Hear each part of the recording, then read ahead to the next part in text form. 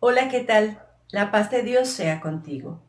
Hoy, en Selecciones Bíblicas, consideraré la doctrina correspondiente a la apostasía.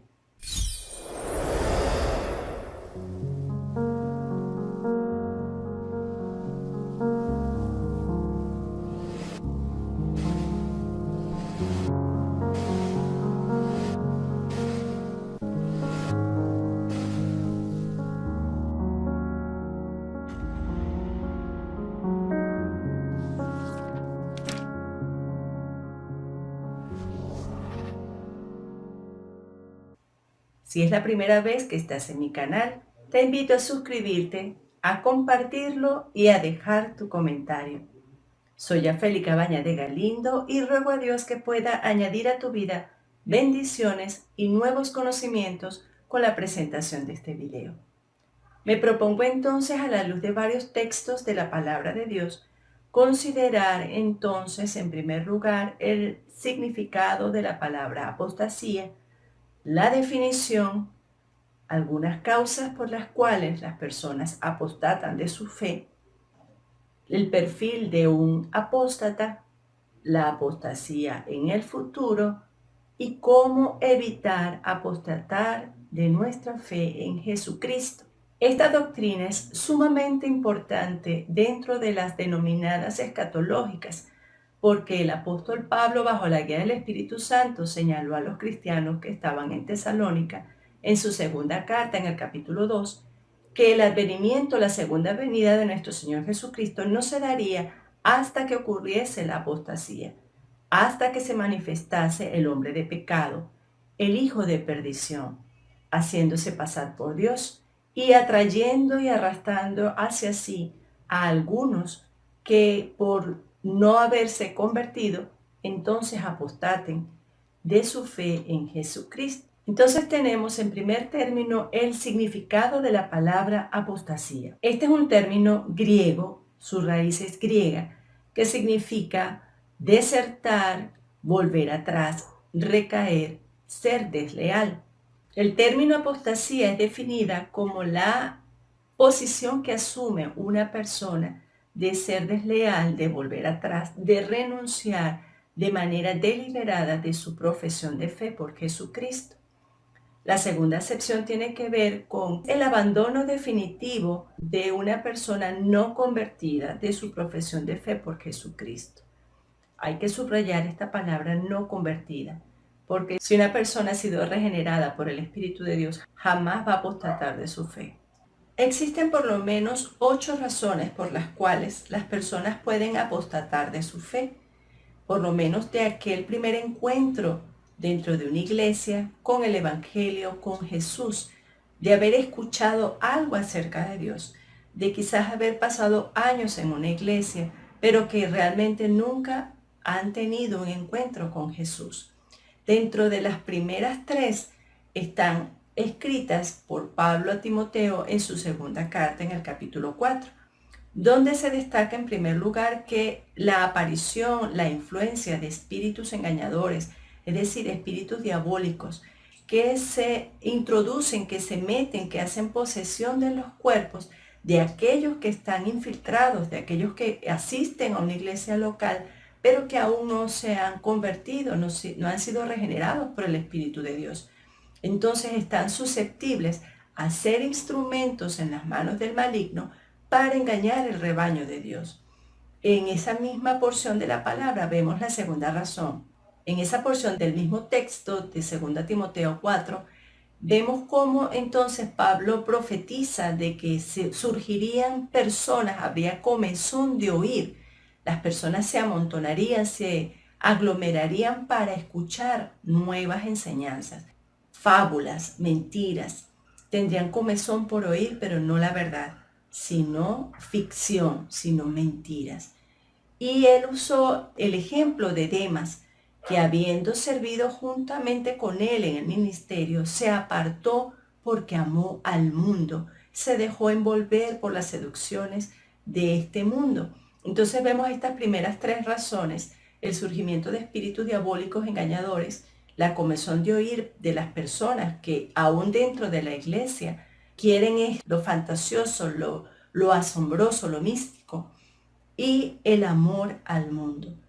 Las siguientes razones las encontramos en el libro de los Hechos, en el capítulo 7, cuando el primer mártir, Esteban, fue enjuiciado por los fariseos y él, bajo la guía del Espíritu Santo, les dijo que por la dureza de sus corazones resisten al Espíritu Santo y esto entonces propicia a que realmente apostaten de la fe en Dios. Entonces, la cuarta razón tiene que ver con el endurecimiento del corazón y la resistencia al Espíritu Santo. También en ese mismo libro, pero en el capítulo 20, Pablo le advirtió a los líderes, a los ancianos de las iglesias, particularmente la que estaba en Mileto, que se levantarían dentro de ellos mismos en falsos maestros que engañarían a los discípulos, que tendrían sus propias pretensiones, sus propias motivaciones egoístas para dispersar el rebaño del Señor. Vemos también en el Evangelio según Mateo, en el capítulo 24, cómo el Señor advirtió que las persecuciones vendrían por causa de Él en los últimos tiempos y que estas persecuciones podrían generar en algunas personas el abandono de la fe. De hecho, hay lugares en el mundo donde están siendo ajusticiados los cristianos, obligándolos a renunciar a Jesús a costa de sus propias vidas. Pero el Señor advirtió que el que quiere salvar su vida la perderá, pero el que pierde su vida por causa de Él la salvará. Vemos en penúltimo lugar las persecuciones como una razón por la cual la gente apostata de su fe. Finalmente vemos cómo también el Señor refirió la parábola del sembrador, donde la semilla, parte de ella cayó entre piedras. Es decir, que caen corazones endurecidos, hacen que esa semilla sea infructuosa, que no dé fruto y que pronto broten, pero pronto también se sequen. Las pruebas, los momentos de aflicción, puede hacer que las personas apostaten y se aparten de la verdad, pretendiendo que Dios sea su esclavo para servirles, para bendecirles conforme a sus propias necesidades, pero no conforme a la voluntad de Dios. Entonces aquí tenemos las 8 razones. Ahora, ¿cuál es el perfil de un apóstata, de un falso maestro? De acuerdo a la Epístola Universal de Judas, vamos a encontrar por lo menos 3 características distintivas de los apóstatas y todas empiezan por I y esto nos va a ayudar a recordarlos para evitar entonces ser engañados, ser seducidos por sus mentiras. La primera es que son impostores, son infiltrados. Estos entonces se meten en encubierto dentro de las iglesias y enseñan doctrinas erradas con relación a la soberanía de Dios, como aparece en el versículo 4, doctrinas diabólicas con respecto a la deidad de Jesús, la salvación, y que utilizan muchos con libertinaje, donde no importa si haces o dejas de hacer algunas actividades, total, la salvación no se pierde. No, eso es hacer de la salvación que hemos recibido en Cristo Jesús un libertinaje. Entonces ellos entran encubierto, infiltrados, como impostores, entran dentro del rebaño de Dios, de las iglesias de Dios, muchos usando lisonjas, muchos usando filosofías o lógicas humanas, sabidurías diabólicas, para dispersar y engañar al rebaño. Además de esto, más adelante vemos en esa misma carta que además de infiltrados y de impostores, son insubordinados. Esto quiere decir que no se sujetan a Dios, no se sujetan a la autoridad superior, ni a pastor ni a nadie. Y usa entonces el escritor Judas al mismo diablo que no se sujetó a Dios, pero que el arcángel Miguel sí se sujetó, aunque no merecía el diablo serle sujeto, pero se sujetó por causa del Señor y lo reprendió en nombre de Dios.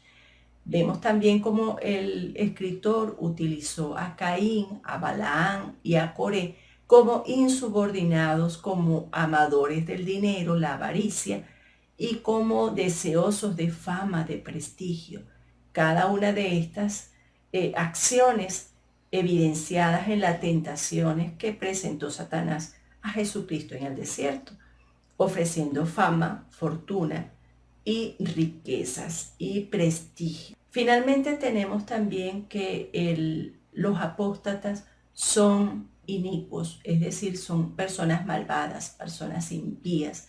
Pablo también lo refirió en su segunda carta a Timoteo en el capítulo 3, donde personas amadoras de sí mismos no les importaba nada ni nadie, sino a ellos mismos, queriendo aprovecharse de los demás. Entonces vemos aquí cómo estos se pastorean a sí mismos, son como vientos que arrebatan, como nubes que no tienen lluvia, árboles que no dan fruto. Todas estas características las evidenció el escritor Judas, advirtiéndonos a cada uno de nosotros acerca de estos personajes, de estos apóstatas que no solamente quieren perderse ellos, sino que quieren también arrastrar por la misma influencia de espíritus engañadores a otras personas antes de que ellos crean a Jesús y se propague y se extienda más el evangelio. Ahora, existen en el futuro las profecías acerca de una apostasía mayor, una apostasía mundial, una apostasía donde las personas no solamente rechazarían a Jesús, sino que asesinarían aún entre hijos y padres y suegras y yernas a los seguidores de Jesús por salvar sus propias vidas. Esto está profetizado, vendrán apostasías futuras y esto se dará básicamente por tres razones. La primera, Jesucristo nos advirtió que por haberse multiplicado la maldad, el amor de muchos se enfriaría. El aumento de la maldad en el mundo haría entonces que las personas no fueran sensibles a ayudar, no tuvieran compasión para compartir a Jesús y más bien entonces buscaran su propio beneficio y empezarían entonces a aprovecharse de otros y a apostatar con acciones la fe que pueden haber tenido o el contacto de fe que pudieron haber tenido dentro de una iglesia local. Además, el surgimiento de falsos cristos. El mismo Señor Jesucristo, allá en Mateo 24, nos advirtió que se levantarían falsos cristos y falsos maestros. Ahora, esto sería aún más patente porque ellos tendrían el permiso de Dios para obrar señales, milagros y prodigios y engañarían aún, si fuese posible, a los escogidos. Esta advertencia nos la dejó nuestro Señor Jesucristo. Entonces tenemos que estar alertas ante el surgimiento de falsos profetas, falsos cristos, falsos movimientos que se están levantando y aunque podrían hacer señales, prodigios, para engañar aún a los escogidos. Y la manifestación más fuerte será entonces cuando se levante el hombre de perdición, el hijo del pecado, como lo predijo Pablo a los tesalonicenses en el capítulo 12, en su segunda carta, donde la manifestación del hombre de pecado, queriéndose pasar por Dios, haría entonces, bajo el poder del diablo, prodigios, señales, y obligaría a muchas personas a colocarse la marca de la bestia, la señal de la bestia, para adorarle, para ser objeto de adoración. Y esto obligaría a las personas a tomar una decisión definitiva con respecto a Dios, si dejarse colocar la marca de la bestia, la marca que los haría completamente alejados de la gracia de Dios para adorarle a ellos o renunciar aún a su propia vida por la lealtad a Jesucristo. Entonces estas apostasías futuras van a ser aún más evidentes, más fuertes en el futuro. Ahora, ¿cómo poder evitar apostatar de la fe? ¿Cómo puedes tú cuidar tu corazón para no negar a Jesús, para no traicionar a Jesús, como lo hizo Judas Iscariote, o como lo hizo Demas, o como quizás lo habrá hecho alguna persona conocida por ti, que asistiendo a la iglesia por muchos años ahora ya no está. Más bien ha dicho públicamente cómo se han levantado muchos líderes evangélicos que ahora ya no siguen a Jesús. ¿Cómo evitar apostatar de la fe? Por lo menos te voy a dar 8 acciones que nos ayudarán cada una inclusive a no ceder a la tentación de claudicar, de traicionar, de desertar de nuestra comunión con Dios.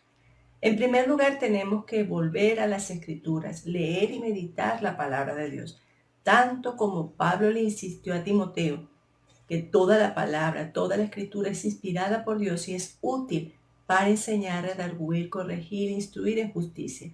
Tenemos entonces que volver a la palabra de Dios, escudriñarla, meditarla, a fin de estar apercibidos y no dejarnos engañar. Además de esto, tenemos que examinar nuestros corazones, si realmente estamos en Cristo.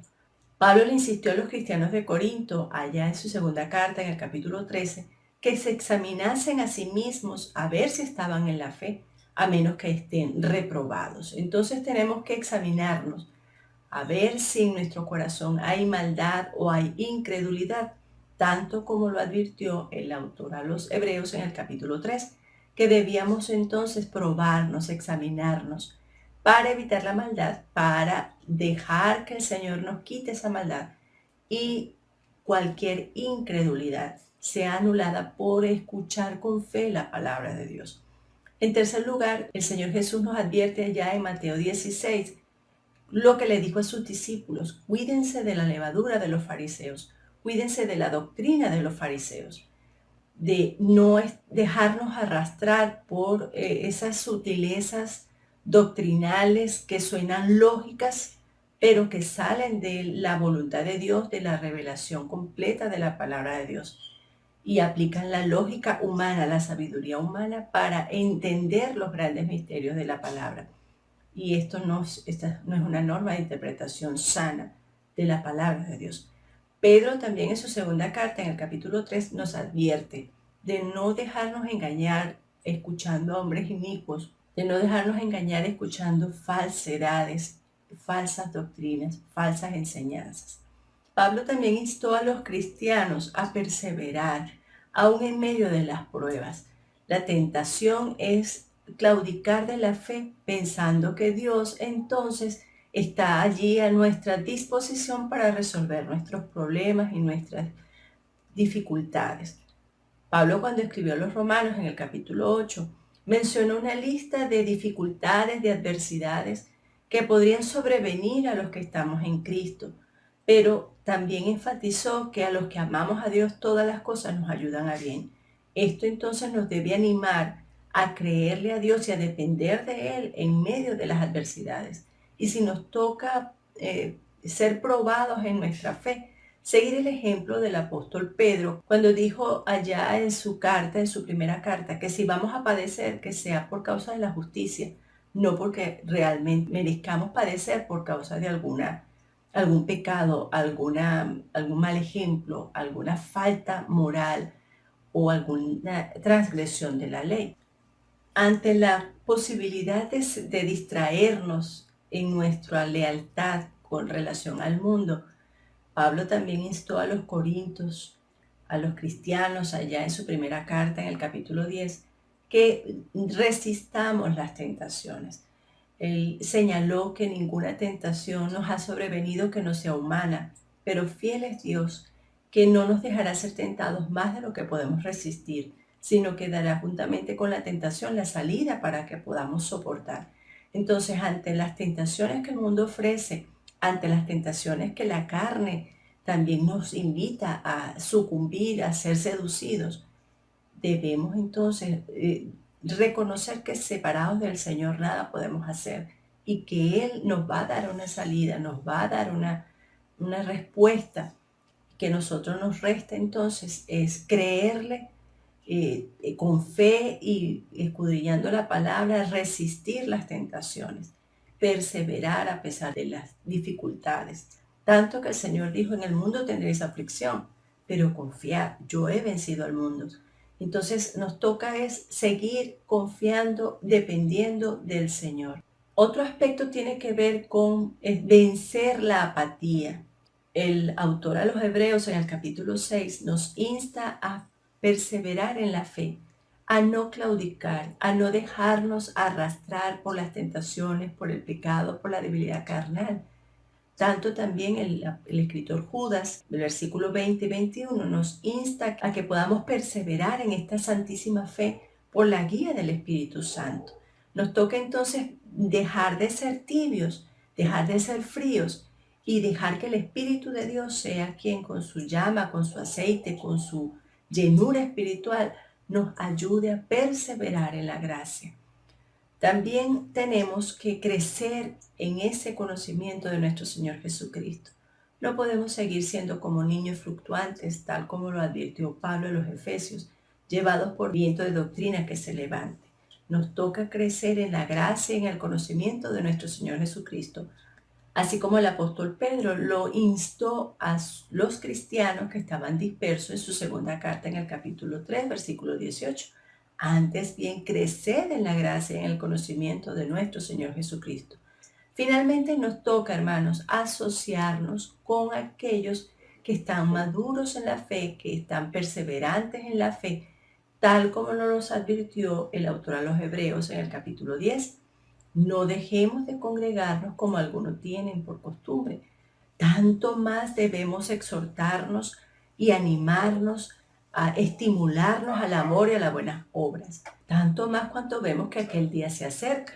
Esto lo escribió el autor en el capítulo 3 y en el capítulo 10. Debemos entonces asociarnos con otros discípulos maduros en la fe para mantenernos como aquellas 5 vírgenes prudentes en la espera de nuestro Señor Jesucristo, que cuando Él venga nos halle velando diligentemente para no caer en tentaciones, sino estar apercibidos esperando el retorno de nuestro Señor.